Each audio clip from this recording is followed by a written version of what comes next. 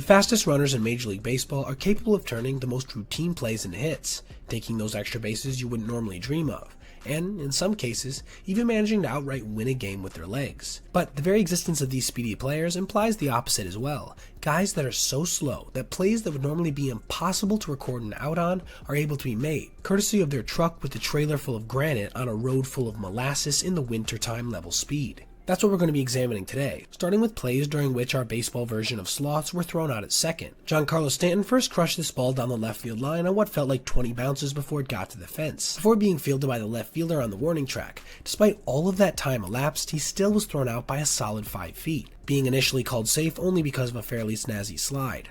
This call, of course, wouldn't stand. Miguel Cabrera on our next storm was probably thrown out by roughly the same distance, only with his ball being a pop-up to shallow center that sat in the air for what felt like an eternity, with second baseman Brian Dozier literally falling down as he attempted to catch the ball, then still having time to grab it, get to his feet, and flip a one-hopper to second, where, again, Cabrera was tagged out by a mile.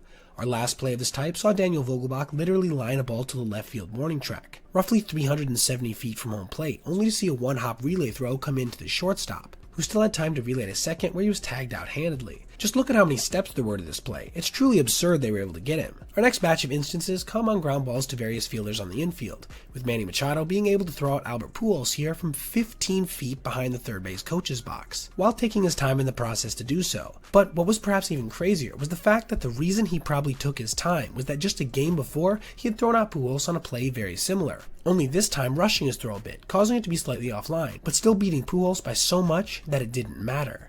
2 plays in 2 days from that deep at third?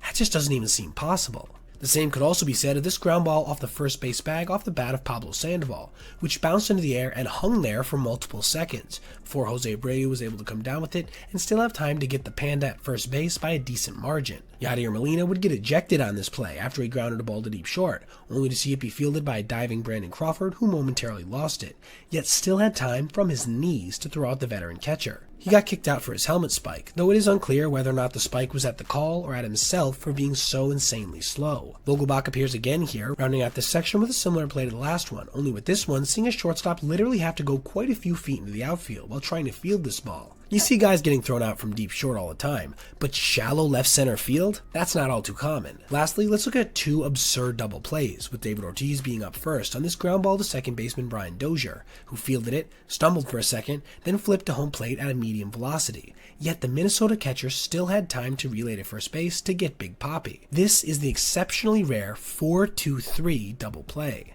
And lastly, look at this effort by Andrelton Simmons, who slid to grab a line drive on a hop off the bat of Yasmani Grandal, then still had enough time to get to his feet, race to second, then relay to first for the inning-ending twin killing. Seems crazy to say, but I actually think he beat the runner that was going to second by less distance than his throw beat Grandal at first base.